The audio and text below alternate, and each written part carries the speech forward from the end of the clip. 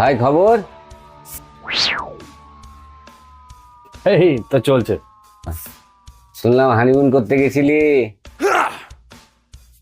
কোথায় গেছিলি? উঠি। উটি, বাহ, খুব ভালো জায়গা। হেভি। দাদা একটা চা দাও। বসো দিচ্ছি। হ্যাঁ রে, এত অবেলায় চা খাচ্ছিস, তাহলে ভাত খাবি কখন? আসলে দুপুরের খাবার খেতে আমার একটু দেরি হয়।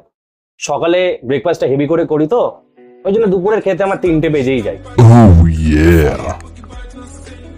রাত্রে কি খাস? রাতে ওই দুধ খেয়ে শুয়ে পড়ি। রাত্রে দুধ খেয়ে শুলে পেটের খিদা মেটে? গরুর দুধ খাই।